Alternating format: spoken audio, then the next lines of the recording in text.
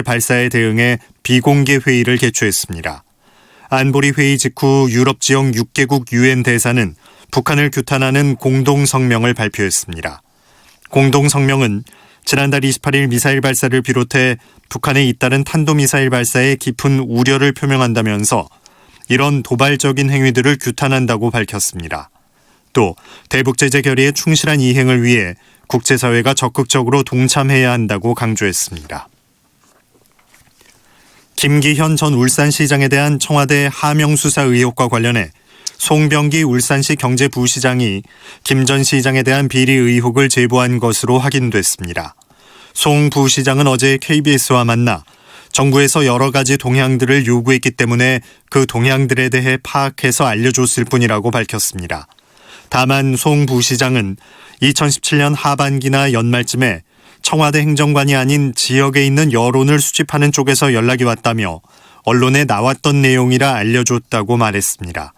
송 부시장은 송철호 울산시장의 최측근으로 김 전 시장 취임 전 울산시 교통건설국장으로 재직했습니다. 더불어민주당 검찰 공정수사 촉구 특별위원회는 오늘 첫 회의를 열고 최근 불거진 검찰의 수사권 남용 의혹에 대한 해결 방안을 논의합니다. 특위는 검찰이 청와대 감찰 무마, 하명 수사 의혹 사건을 수사하는 과정에서 제기된 피의 사실 공표 문제를 지적하고 별건 수사 등 강압 수사에 대한 대책 마련을 촉구할 예정입니다. 특위는 또 패스트트랙 충돌 사건과 관계된 자유한국당 의원들에 대한 신속한 검찰 수사를 강조할 것으로 보입니다. 자유한국당이 오늘 차기 원내대표 경선 일정을 논의해 결정할 것으로 보입니다. 한국당 박완수 사무총장은 KBS와의 통화에서 오늘 최고위원회의에서 원내대표 경선일과 선관위 구성 등에 대해 보고할 예정이라고 말했습니다. 한국당은 나경원 원내대표 임기가 오는 10일까지라는 점을 고려해 선거는 9일 혹은 10일에 치르는 방안을 논의하는 것으로 알려졌습니다. 지난해 출생한 아이의 기대 수명은 2017년과 같은 82.7세로 나타나 1970년 관련 통계 작성 이후 처음으로 기대 수명이 늘지 않았습니다. 통계청이 발표한 2018년 생명표를 보면 남자아이의 기대 수명은 79.7년, 여자아이는 85.7년이었으며 아프지 않고 건강하게 보내는 기간은 남자는 64년, 여자는 64.9년이 될 것으로 예측됐습니다. 사망 원인으로는 암이 여전히 가장 높은 비율을 나타낸 가운데 폐렴으로 인한 사망 확률이 1.1%포인트 늘어 가장 큰 증가폭을 보였습니다. 북대서양조약기구 나토 29개 회원국 정상이 현지 시간 4일 중국의 도전에 대처할 필요성을 언급하고 집단 방위 원칙을 재확인한 공동선언문을 채택했습니다. 나토 정상들은 런던 선언문에서 중국의 커지는 영향력과 국제정책이 기회뿐 아니라 동맹으로서 함께 대처할 필요가 있는 도전을 야기하고 있다는 것을 알고 있다고 밝혔습니다. 나토가 중국의 부상에 따른 도전을 공식적으로 인정한 것은 이번이 처음입니다. 날씨입니다. 오늘은 한낮에도 영하권의 추위가 이어지는 등 올겨울 들어 가장 추운 날씨를 보이겠습니다. 오후부터 밤 사이에 호남 서해안과 제주 산지에는 곳에 따라 눈이 오겠습니다. 오늘 낮 기온은 서울이 영하 2도 등 전국이 영하 3도에서 영상 9도로 어제보다 6도에서 9도 정도 낮겠습니다. 아나운서 김재웅이었습니다. 일라디오 8시 뉴스를 마칩니다. 지금 시각은 8시 5분입니다. KBS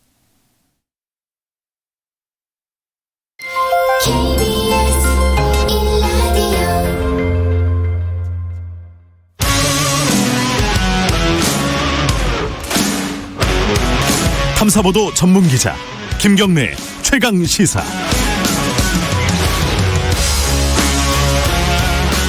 김경래 최강시사 2부 시작하겠습니다.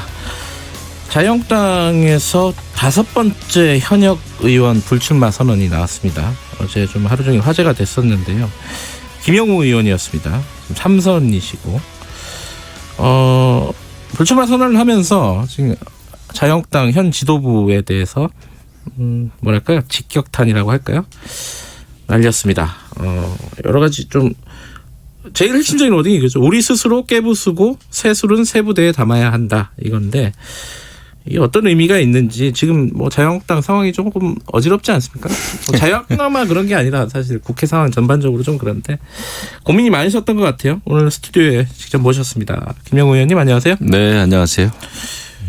이번 주 화요일 날, 그러니까 엊그제 저희가 이제 최고의 정치 코너를 진행을 하는데 네. 갑자기 안 오셔가지고 아, 예. 하루 전에 다 내일 출연을 못 하겠다 이렇게 말씀을 하셔가지고 그랬죠. 저희 너무 난리가 죄송했죠. 났어요. 난리가. 너무 죄송했죠. 네. 그래서 다른 이제 김연아 의원님께서 다행히 이렇게 네. 수락을 해주셔가지고 아이고. 나와주셨는데 근데 어찌됐든 그때까지만 해도 뭐 개인적으로 좀 급한 일이 계신가 뭐 이런 것 생각도 하고 전혀 몰랐어요. 내색을 안 하셔갖고 그 전에. 네. 그래서 이제 불출마에 대한 생각은 상당히 좀 오래됐는데. 오래되셨다고요? 예, 오래됐는데 이제 적절한 때를 좀 찾았어요. 그런데 또 당대표께서 뭐 단식을 하고 계셨고 그래서 이제 그때는 또 못했고요.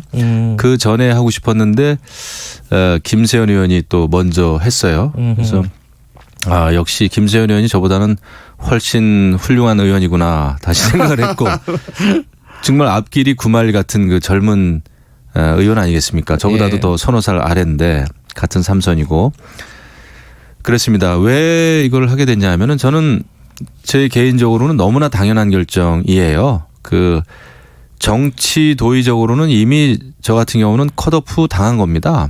당해야 되고. 왜 그렇죠? 그거는?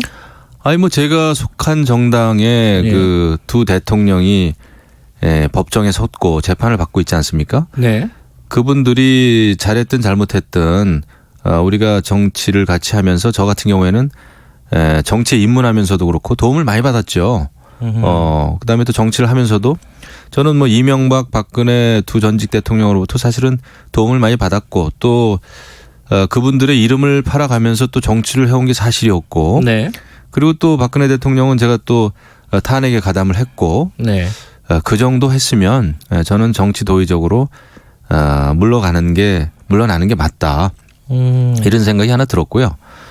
또 하나는 우리가 이제 문재인 정권이 나라를 위기에 빠뜨리고 있다. 네. 이것 때문에 이제 문 정권을 비판하고 있지 않습니까? 네. 근데 나라도 위기죠. 하지만은 자유한국당도 위기예요.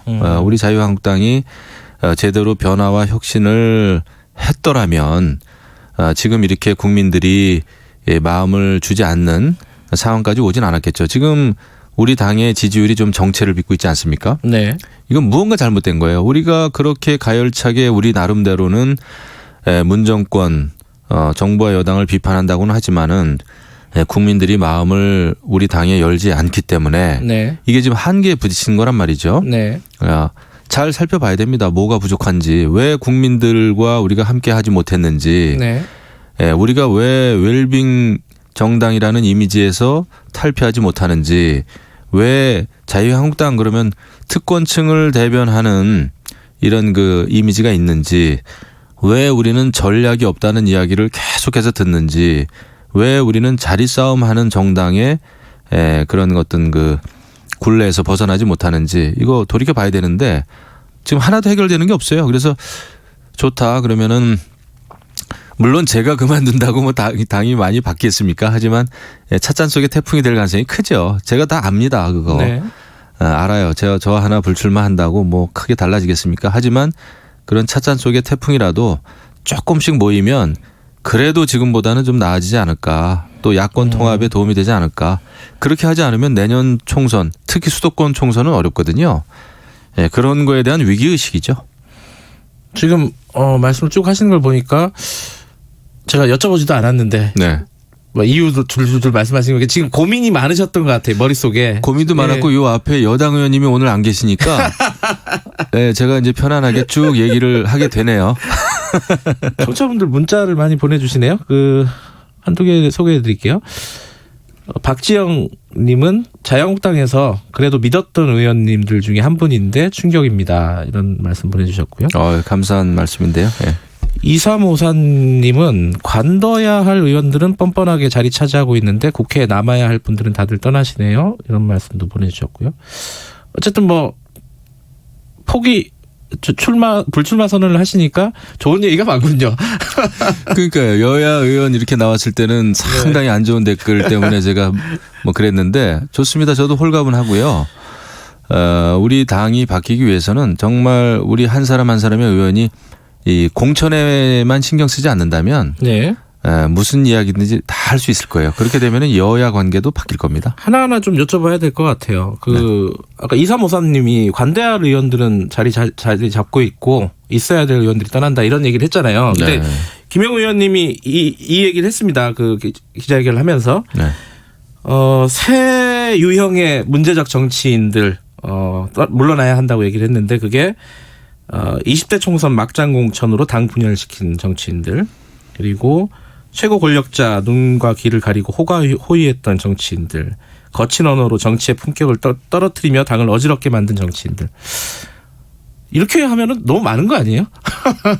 제가 구체적인 리스트는 가지고 있지 않습니다. 네. 하지만은 국민들이 다 아시죠. 네. 또 본인 스스로도 다들 알고 있을 겁니다. 그래서 우리가 이렇게 물러나주지 않으면 지금 사회가 얼마나 빨리 변하고 있습니까? 정말 빛의 속도로 바뀌고 있는데 이 정치권만은 이 변화와 진화를 거부하고 있어요. 네. 지금 모든 다른 조직, 사회 조직, 기업 또 청년의 미래까지도 발목을 잡고 있는 것이 사실은 정치입니다.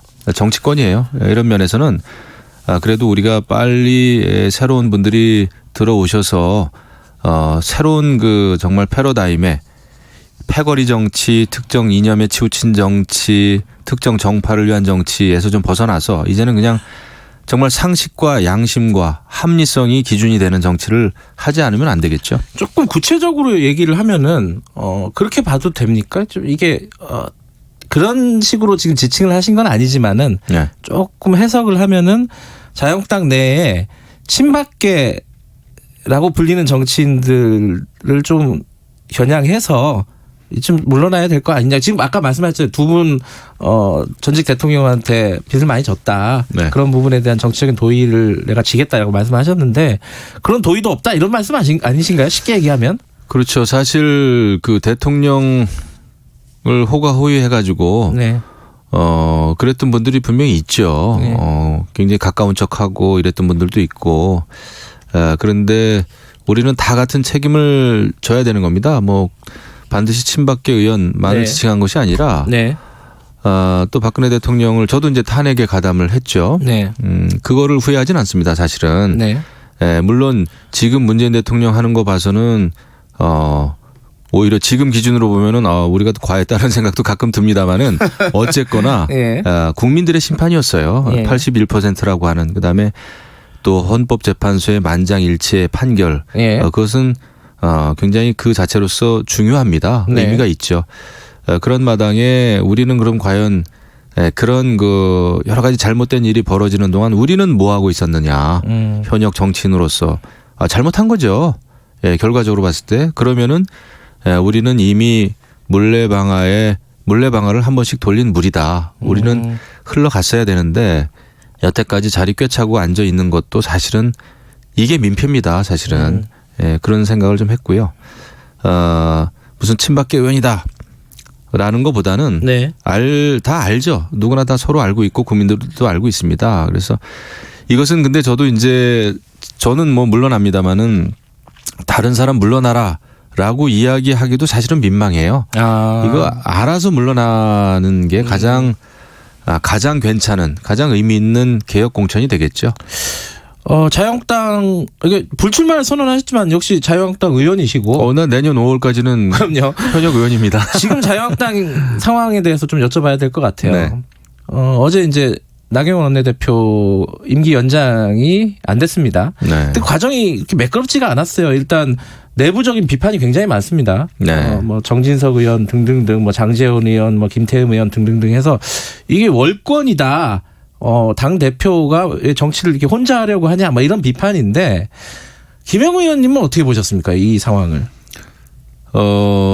저도 황교안 대표께서 크게 잘못한 일이다 생각합니다. 이게 자칫 제왕적 당대표의 모습을 보이는 거 아니냐 네. 이런 생각까지 드는데 밉든 곱든 원내대표는 의원들이 모여있는 의원총회에서 결정하는 게 상식적으로 맞습니다. 네. 이것은 뭐 당원 당규를 해석하고 유권 해석을 하고 뭐 최고회의에서 그런 이야기는 합니다마는 아니 그렇게 뭐 당원 당규 따지고 네. 그럴 일이 아니에요. 이것은 그냥 누가 봐도 의원들의 대표는 원내대표입니다. 원내대표는 당대표가 임명한 당직자가 아니에요. 네.